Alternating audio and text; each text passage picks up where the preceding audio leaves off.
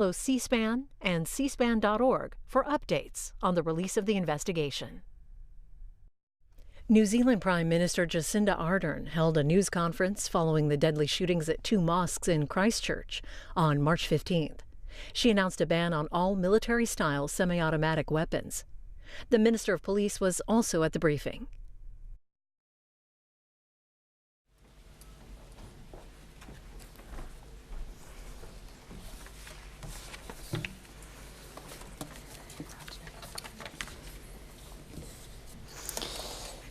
Welcome, everyone. On 15 March, the nation witnessed a terrorist attack that demonstrated the weakness of New Zealand's gun laws. New Zealand's regulation of arms primarily dates back to 1983. Sadly, since that time, the most substantive changes to our laws came following the Ardern shootings. Those changes, however, did not go far enough. Successive attempts have been made and failed to change our laws since then. Those attempts were in 1999, 2005, 2012, and more recently through a Select Committee inquiry in early 2017. And still, none of the changes that have been made in the past dealt with one of the most glaring issues we have that sets New Zealand apart from many other nations: the availability of military-style semi-automatic weapons. The attacker on 15 March took a significant number of lives using primarily 2 guns. They were assault rifles and they were purchased legally on an A category gun licence, the standard licence held by gun owners in New Zealand. The capacity of these assault rifles was then enhanced using 30-plus round magazines, essentially turning them into military-style semi-automatic weapons. While the modification of these guns was illegal, it was done easily through a simple online purchase. The guns used in this terrorist attack had important distinguishing features. First, their capacity, and also their delivery. They had the power to shoot continuously, but they also had large capacity magazines. I absolutely believe there will be a common view amongst New Zealanders, those who use guns for legitimate purposes, and those who have never touched one, that the time for the mass and easy availability of these weapons must end. And today, they will. Today I'm announcing that New Zealand will ban all military-style semi-automatic weapons. We will also ban all assault rifles. We will ban all high-capacity magazines. We will ban all parts with the ability to convert semi-automatic or any other type of firearm into a military-style semi-automatic weapon. We will ban parts that cause a firearm to generate semi-automatic, automatic, or close to automatic gunfire. In short, every semi-automatic weapon used in the terrorist attack on Friday will be banned in this country. These changes will require legislation. That legislation is now being drafted and will be introduced under urgency. A shortened Select Committee process will apply, so I encourage all those who wish to submit to start now. My expectation is that the law will be in place by the end of the next 2-week sitting session, which is by the 11th of April. As a government, however, we did not wish to allow a situation where irresponsible dealers continue to sell weapons that will be banned within a few weeks. That is why we have taken an interim measure. As at 3 p.m. today, an order in Council took effect. These changes to our regulations will ensure virtually all of the weapons I have announced as being banned will be categorised as weapons that require an E-class endorsement. The effect of this will mean that no one will be able to buy these weapons without a permit to procure from the police. I can assure people that there is no point in applying for such a permit. This is an interim measure to ensure the trade of these weapons ceases from 3 p.m. today. As a government, we acknowledge that there will be gun owners who have legitimately purchased weapons we have now moved to ban. Some, for instance, will use them for large-scale culling, such as dock. We will, as a Cabinet, work through legalised exemptions for these purposes, but they will be tightly regulated. For others, these guns will now come out of circulation. I acknowledge and thank those retailers who have voluntarily ceased to sell military-style semi-automatic and assault rifles. You will have seen the collective issues we face as a country and reacted swiftly, and I thank you for that. For other dealers, sales should essentially now cease. My expectation is that these weapons will be returned to your suppliers and never enter into the New Zealand market again. For current owners of the weapons we have moved to ban, I acknowledge that many of you will have acted within the law. In recognition of that, and to incentivise their return, we will be establishing a buyback scheme. The details of this scheme are being developed in parallel to the drafting of the legislation to enforce the ban. In the meantime, we are asking all current holders of military-style semi-automatic weapons and assault rifles to visit www.police.govt.nz. There they will find details of the weapons included in this ban. In the next 48 hours, a form will be available on this site that we are asking these gun owners to complete, identifying what banned guns they hold. The police will then arrange for these weapons to be handed over and eventually destroyed. Details of the weapons handed back by owners that are covered by the ban will also be taken to ensure that fair and reasonable compensation is paid once the buyback is in place. If owners are unable to complete the online form, they are able to contact the police on the phone to arrange the handover of these now banned guns. I do want to emphasise, to manage the flow of information to the police online is the best way to arrange the return of your weapons. Do not arrive at the police station unannounced with these weapons in your possession. As the legislation is developed, we will determine the time available for the return of military-style semi-automatic weapons and assault rifles, and the duration of the buyback scheme. I can assure people that there will be time for the returns to be made, and that they will not be criminalised overnight. After a reasonable period for returns, those who continue to possess these guns will be in contravention of the law. Currently, the penalties for this range from fines of up to $4,000 and/or 3 years in prison. The draft legislation will look to increase these penalties. I want to acknowledge that the weapons available in New Zealand are only part of the problem, and loopholes with our current law continue to exist.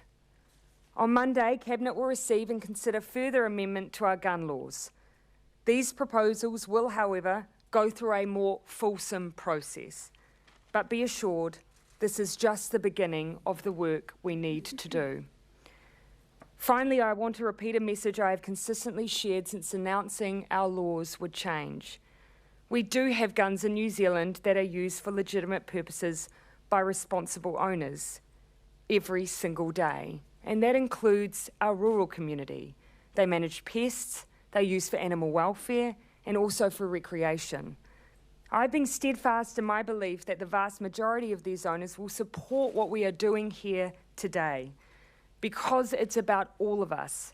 It's in the national interest, and it's about safety. I will work hard to retain that support as we work on the remaining tranches of reform that we must make to prevent an act of terror happening in our country ever again. I'll now hand over to the Minister of Police. Thank you, Prime Minister. 2 hours ago, I was amongst a group of ministers who signed off on the order which tightens the law on the sale of assault rifles. It is an interim step until legislation can be introduced and passed to ban all military-style semi-automatics. These measures will make a real difference to enable New Zealand to become a safer place. As the Prime Minister has already said, the time to act is now. The order, which is now in effect, will discourage the potential stockpiling of these assault rifles and encourage people to continue to surrender their firearms. Dozens of firearm owners have come forward so far, and I expect more will do so. Police are gearing up to enable these weapons to be taken out of circulation. They'll be supported by the New Zealand Defence Force to enable safe storage, transport and destruction of assault rifles and MSSAs. As the Prime Minister has also alluded to, police are definitely encouraging firearms owners to go to the police website and use the online form to arrange to hand over the MSSAs and assault rifles. Finally, I want to remind that it is a privilege and not a right to own a firearm in New Zealand. We know that there are many gun owners with legitimate reasons for owning firearms, especially in our rural and provincial communities. This work is not directed at them. Our focus is on ensuring the immediate safety and peace of mind of our communities. Prime Minister, does the government have any idea of how much this buyback is going to cost? The answer in short is not with any certainty. One of the failings of our system, of course, means that we can have a range of weapons that are of this power and calibre and simply not know how many there are. The estimate that has been made by officials is that the buyback could cost anywhere between $100 million and $200 million. But that is the price that we must pay to ensure the safety of our communities. Prime Minister, why not ban all semi-automatic firearms? Well, essentially, the effect of this legislation will close that gap between Australia and New Zealand. Australia had an exemption that allowed, for instance, farmers to seek permits to continue to use weapons like .22 for legitimate use. In fact, in New South Wales, there are 16,000 farmers who are able to use those kinds of guns. We've essentially achieved the same outcome, but by looking at those specific weapons that are used for legitimate use by farmers, but are not designed to undertake the kind of horror and attack that we saw on Friday. Essentially, as I say, achieves a very similar outcome. They've used a permitting process. We've instead designated those guns which have been determined, and on the advice of the police, are not the guns that are needed to be targeted. There is legitimate use in our rural community, things like killing possums, animal welfare issues. We've targeted here the guns that are actually doing the harm in our community, and we saw that on Friday.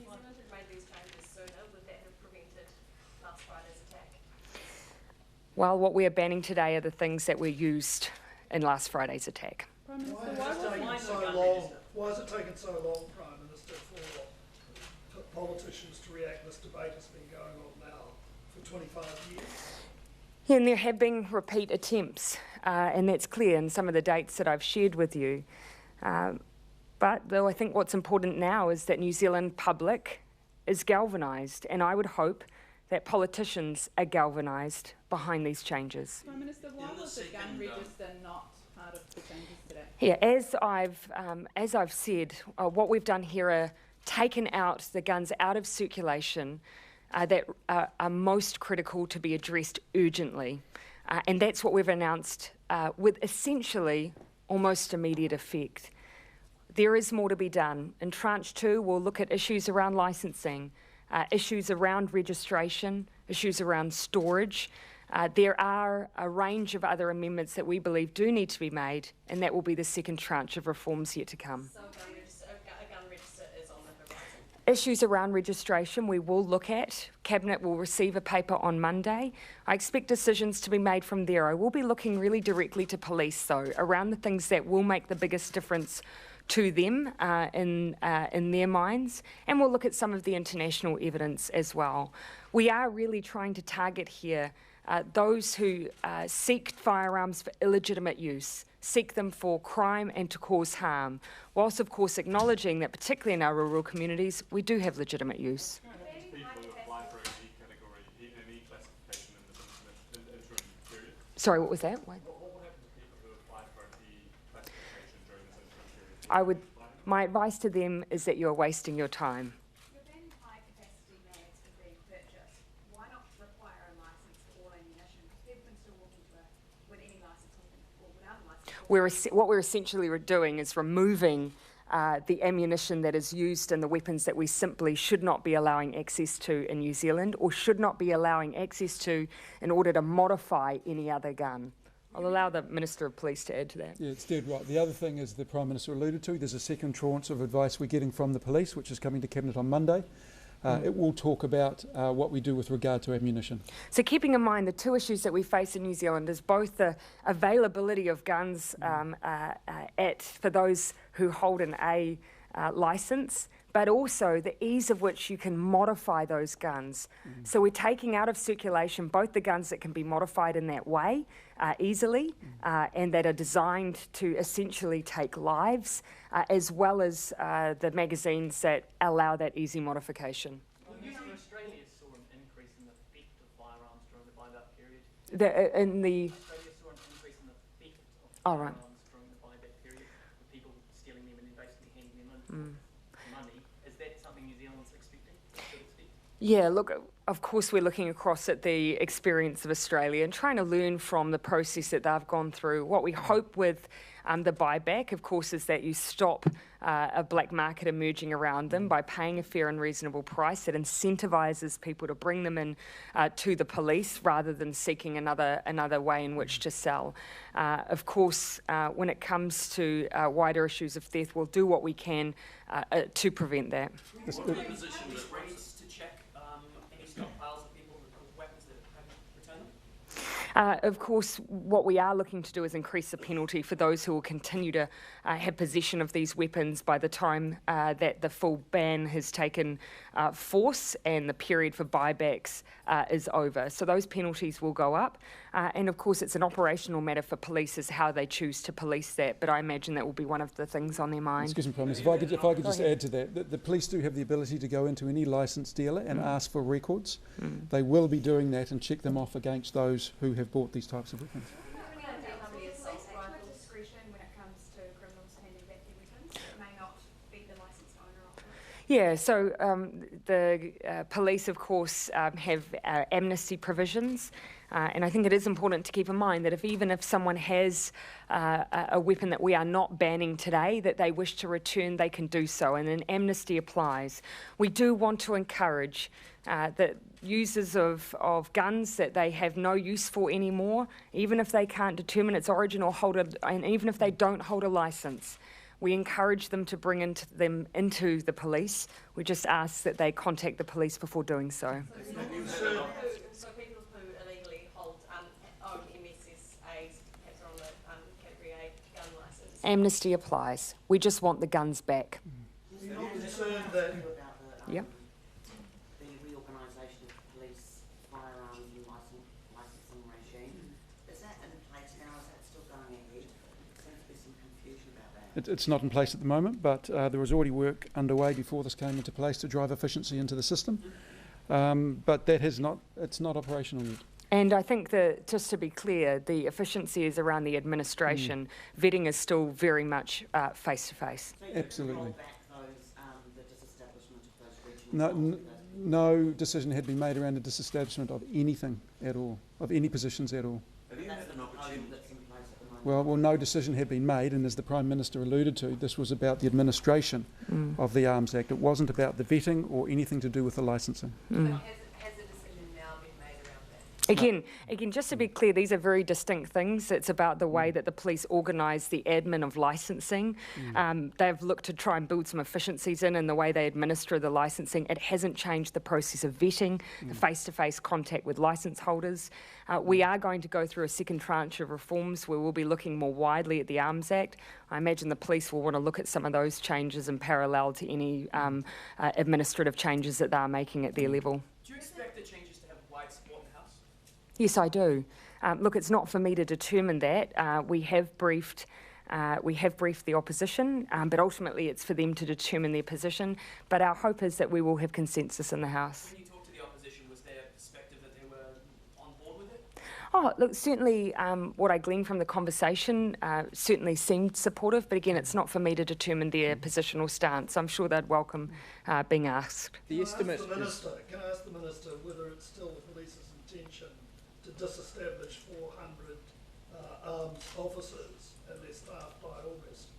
Barry, that was never the police's intention. They were out consulting around changes to the administration of the Arms Act. As the Prime Minister has alluded to, this was nothing to do with the vetting. This was nothing to do with anything that would have made it easier to get a licence in any way, shape or form. As the Prime Minister again has said, there was still going to be face-to-face interviews. There was still going to be arms officers checking security in licence holders' places.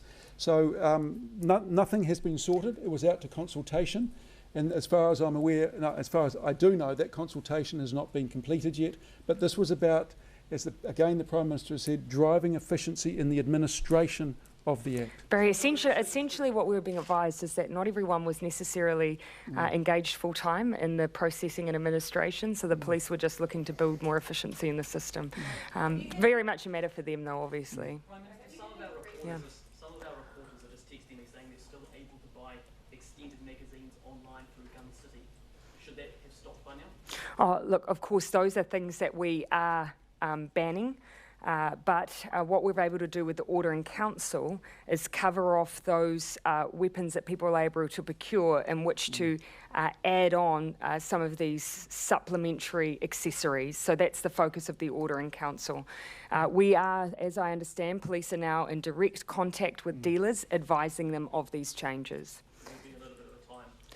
Oh, we're obviously trying to move as quickly as we can. That's why an Ardern Council moved in 3 that did focus on the weapons themselves. The ban will be part of the legislative process for all of the accessories. Could Gun City be fined for that? I'd need to check exactly with police. Again, we've focused on the weapons with the Ardern Council because that's what we're able to do. Accessories we're having to ban through legislation. The estimate is that the buyback could cost $100 to $200 million. Is there any idea how many guns that represents? Of course, varying prices across a range of these weapons, so I haven't got a precise number. I'm sure that the officials have had to use some estimates, but again, we're very much in the dark as to how many of these are in circulation. Have you had any sort of briefing on the licensing application of the alleged gunman? Have we had any, sorry? Any briefing about his licensing application? I'm not really in a position to share that kind of information at this point. That very much is for the police, and I imagine they consider that part of the investigation. So I'll leave questions like that for them. Would it be concerning if police did not visit his home before granting him that application? I understand that he had a legal licence, but again, any more detailed questions I wouldn't want to expand on. Those are matters for the police. Can I just say one thing with regard to a question over here? You saying that reporters can buy these extended magazines. As the Prime Minister has alluded to, these are going to be illegal in 3 weeks' time. So don't waste your money. Just to clarify, what is happening to that e-classification in this interim period? Are police going to still approve people to apply for that? If I applied for one tomorrow, would that be okay? Of course, you need to make an application that would then sit with the police, and I can assure you that that would be a fairly pointless exercise. So it's more of the fact that it would take people too long to get it, and by the time they got it, it would be too late, rather than any substantial change. Yeah, again, obviously it's an application process, and we will be banning these in law in 3 weeks' time. So there is essentially no point in applying. You can imagine that the police might have other priorities in that 3-week period than processing such applications. Again, I think I can say with absolute assurity, it is absolutely pointless for anyone to apply. Prime Minister, you talk about the second tranches. Yeah. Is there any chance that those reforms will look to extend to air rifles that you don't require a licence for, such as like guns? Look, people may well, in their submissions, raise any issue that they choose over the period of gun reform. As I've said, though, our focus really is around issues of licensing, registration, a number of issues that were brought up in, for instance, the 2017 inquiry. I don't believe that was one of them, but people will be free to share their views. Just on the buyback scheme, obviously Australia and places like Brazil have had this in place before. Will you be seeking international advice Yes. from others that have done this to help you guys through it? We already have. What was their advice? Well, obviously we've incorporated some of the thinking into the way that we're arranging some of what we're doing, keeping in mind slightly different set of circumstances in the 1990s. We've got a number of more electronic means of operating than they would have then. But we are taking some advice, particularly around things like when you have a buyback running alongside an amnesty, how you give really clear direction across the country over what's in and what's out. In Australia, the buyback was financed by Medicare. Yes. Is there any thought to using a similar levy? You're right. It was. We haven't had specific conversations over precisely where the funding for the buyback will come from. Obviously, that's something the Minister of Finance is working with Treasury on. We will have more detail at the time that we have the draft legislation available. It's likely we'll be able to share that thinking. The compensation for gun owners surrendering their weapons date back to March 15. So people between then and 3 p.m. today, will they still be compensated? So who bought their guns, but it's a set who bought their guns between 15th and the 3 p.m. today, you mean? And people who voluntarily surrendered their guns. Already?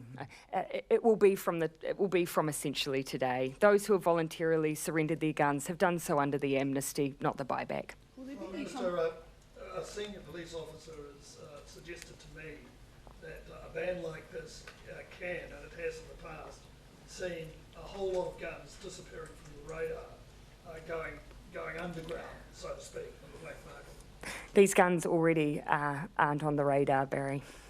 So you're not concerned that people who do possess these guns will simply, the guns will drop? Of course, we of course need to be mindful of guns that are not legal in New Zealand. We're of course already mindful of that. The issue we have is at the moment these guns, which have the power to kill en masse, are able to be legally purchased or very easily modified in order to be used, as we saw on Friday. Our focus is removing that ability, and I can tell you the police are hugely supportive of those efforts. Are you confident that police followed good procedure when granting village gunman his license? Again, that is not something I am going to go into while there is a live investigation underway. That is not to say that the process wasn't followed. It's simply that I'm not in a position to talk about the detail of an investigation. Is there any concern that given the legislation is going through Parliament so quickly, that some people won't be able to give their say on it or have their submission, or the public won't be adequately consulted? I think we as a government feel absolutely confident that the vast majority of New Zealanders will support this change. I feel incredibly confident of that. Can you explain as part of the Q&A that says one of the options for people who have an A category firearms licence who own MS-SAs, they could sell or gift the firearm to a person who has an E category? I think essentially someone with an E category is already able to hold those weapons. That's very much temporary. Of course, that person who may then be in possession of it as for sale or a gift would still have to hand it back in. So technically all we're doing is covering in the Q&A all of the legal possibilities that someone may engage in. I wouldn't particularly advise it. It just means double handling. It'll have to come into the police eventually. But in order to do that, they still need a permit to procure from the New Zealand Police anyway. Yeah. So again, it's just us covering off every single option that may occur. I consider it unlikely. There's been a bit of chatter from the NRA about New Zealand changing its gun laws. What's your message to that organisation? That in our minds, this change will have the vast majority of support from New Zealanders, and I include New Zealanders who hold gun licences. In fact, I've had people unprompted tell me that they own guns, they use them for legitimate purposes, members of our rural communities, and they support what we're doing. Just going back on the permit, that's a permit that can be gotten online, something that you ushered in, Prime Minister. I just want to address that, if I may. I've seen reports that we have somehow changed substantively the process for applying for gun licences in New Zealand. I consider it an insult and offensive to suggest that we at any point have diluted our gun laws. The changes that were made came at the request of the New Zealand Police, and there is, of course, not for a moment anyone in the police who would seek to dilute our gun laws. They requested simply the ability to add an online process for the processing of applications and the administration of the law. It did not change the substantive process of vetting and face-to-face interviews. Any other questions? No, I don't believe that we do. It's part of the problem. When the Prime Minister has given a figure for the buyback, the reason why there's such a wide gap and the reason we've got a problem is we just have no idea. You've got an indicative set of numbers in your Q&A around MSSA, so... No.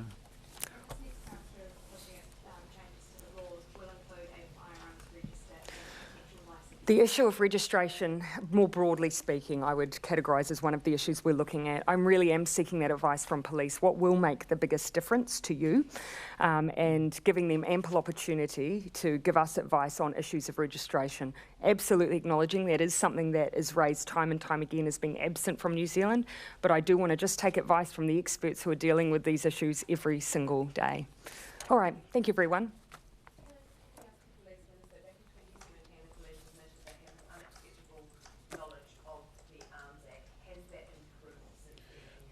I don't think they said they had an unacceptable knowledge of it. I think what they did acknowledge is the consistency of policing of the Arms Act. And part of the administrative changes we're talking about is to get a level of consistency. Right, thank you everyone.